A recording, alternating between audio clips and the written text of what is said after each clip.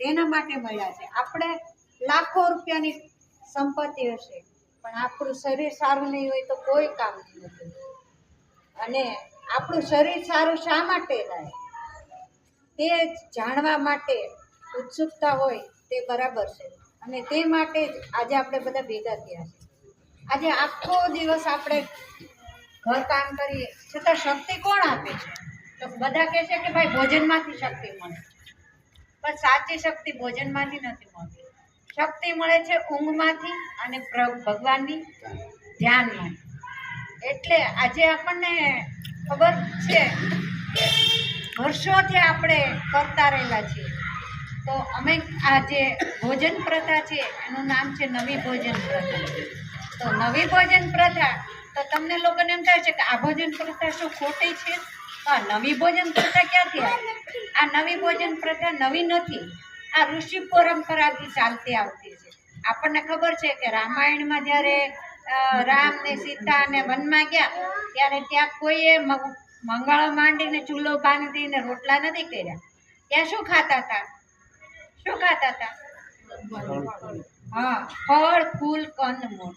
પછી આપણે પાંડવો જ્યારે ગયા હતા વનવાસમાં ત્યારે પાંડવોએ શું ખાધું? વનવાસમાં શું ખાધું? ફળ ફૂલ જળ અને પાણી, આ વસ્તુ જ બધી ખાધી છે.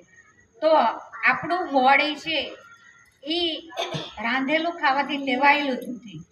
આપણને ગીતાજીમાં કીધું છે પત્રમ પુષ્પમ ફલમ તોયમ. આપણો મનુષ્યનો આહાર શું છે? તો કે પાંદડા, ફળ ફૂલ અને પાણી. તો આપણે તો કીધું કાંઈક એટલે કે અખવાઈ કીધું કાંઈક ને સાંભળ્યું કશું, આંખનું કાજલ ગાલે કશું. આપણને આ પત્ર પુષ્પ ફળ અને પાન ખાવાનું કીધું, તો આપણે તો રાંધીને ખાવા માંડ્યા, ગેસ ઉપર ચડાવીને ખાવા માંડ્યા. અને અત્યારે તો ઓવન આવી ગયું. એટલે આપણા બોડી, અને પહેલાંના જમાનામાં આપણે જ્યારે જમતા હતા ત્યારે આવું કોઈ કેમિકલ નહોતું, રસાયણ નહોતું. અત્યારે તો દરેક વસ્તુમાં કેમિકલ. આ કેમિકલને ખાતર નાખવાથી જ આપણા બોડીનો સત્યાનાશ થયો.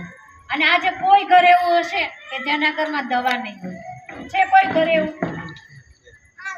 કોઈનું ઘર એવું છે કે એક વિક્સની બાટલી પણ નહીં હોય? આવું ઘર કોઈનું નથી. કારણ કે આજે આપણે જેટલા રેસ્ટોરન્ટ વિધા ને એટલા દવાખાના વિધા. સુરતમાં જુઓ તમે, ઘરે આમ કાચે દવાખાના છે. તો એનું કારણ શું છે? કે આપણે આપણું બોડી બગાડ્યું છે. આજે આપણું શરીર સારું હોય તો આપણે બધું કરી શકીએ. ભાવફેરીમાં જવું હોય તો શરીર સારું હોય તો જઈ શકીએ, કામ પર જવું હોય તો સારું શરીર હોય તો જઈ શકીએ, પૈસા કમાવા હોય તો આપણું શરીર સારું જ હોય. તો શરીર છે એ આપણું સાધન છે. તો ગીતામાં કીધું છે કે લંઘનમ પરમ ઔષધમ.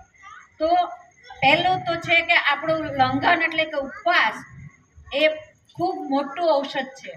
અને આપણે આ જે નવી ભોજન પ્રથામાં પહેલું છે લંઘનમ, એટલે કે ઉપવાસ કરવાનો. ઉઠીને 3 કલાકનો 4 કલાકનો ઉપવાસ કરવાનો. પછી ગ્રીન જ્યુસ પીવાનું છે. એમાં પાલક, કોથમરી, આમળા, દૂધી, ફુદીનો, મીઠો લીમડો, તુલસી પત્તા, આ બધું નાખી, ગોળ, લીંબુ, આ બધું નાખીને આપણે ગ્રીન જ્યુસ પીવાનું છે. અને પછી આપણે બપોરે જ્યારે જમવા બેસીએ ત્યારે સલાડ ખાવાનું છે. અને સાંજે આપણે જ્યારે ભૂખ લાગે તો કોઈ બી સિઝનલ ફ્રૂટ ખાવાનું છે. અને રાત્રે આપણે એક ટાઈમ જમવાનું છે રાંધેલું. કારણ કે આપણી જીભ છે ને ટેસ્ટને ટેવાયેલી છે, રાંધેલા ખોરાકથી ટેવાયેલી છે. એટલે આપણે એને પણ સંતોષ આપીએ. એટલે રાત્રે આપણે જમવાનું છે. આપણાથી ઘણા બહેનો ભાઈઓએ નવી ભોજન પ્રથા કરી છે અને બધાને રિઝલ્ટ મળ્યા છે. હવે મારી જ વાત કરું તો મને નાની હતી ત્યારથી માથાનો દુખાવો હતો. મહુવાથી મુંબઈ સુધી દરેક જગ્યાએ દવા લીધી તો ક્યાંય ફેર જ ન પડે. અને એક ડૉક્ટરે તો એવું કીધું કે બેન તમને માથાનો દુખાવો મળશે જ નહીં. તો પછી અમે દવા કરી તો માથાના દુખાવામાંથી મને ગેસ અને એસિડિટી થઈ. એસિડિટીની દવા લીધી તો મને પાઇલ્સની તકલીફ થઈ. દવા ગરમ પડી. જેમ જેમ રોગ બતાવતી જાઉં એમ દવા વધતી જાય.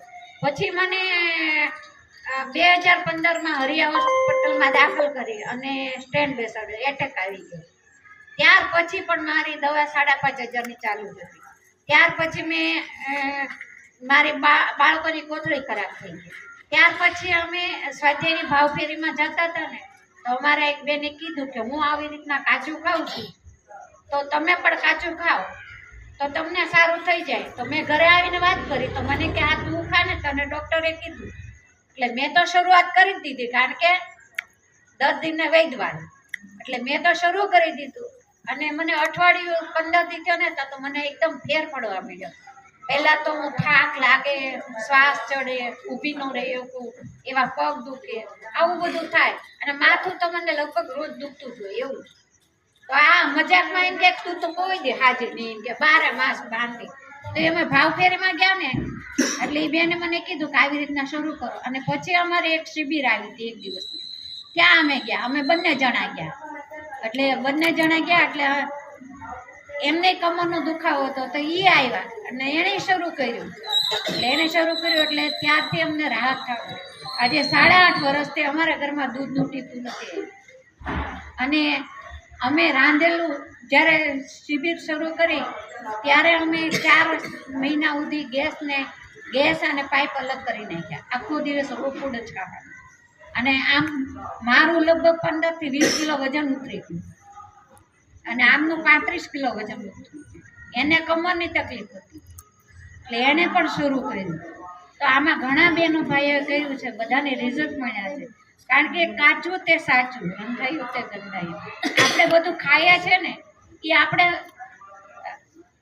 પાચન થાય છે, પણ એમાંથી જે કચરો જામે છે ને એ કચરો આપણી મોટા આંતરડામાં ફસાઈ જાય છે. અને એને સાફ કરી આપણે રોજ જે ઘરને કચરા પોતા કરીએ, વાસણ ઉટકીએ, બધું સાફ કરી, આપણું બોડી સાફ કરી, નાહી ધોઈ, પણ ક્યારેય આપણે અંદરથી આપણું આંતરડું સાફ નથી કર્યું. તો જે આ રોગ છે તે બધાના મળ બોડીમાં આવે છે ને એના જ બધા રોગ છે. આજે ગાડીમાં કચરો આવી જાય તો ગાડીનું એન્જિન સાફ કરાવો એટલે ગાડી ટનાટન થઈ જાય, બરાબર? તો એવી રીતના આપણું બોડી પણ એન્જિન સાફ કરીએ એટલે બોડી સરસ થઈ જાય. હવે વાત કરશું અમારે કાંઈ ઓલા થાય ને.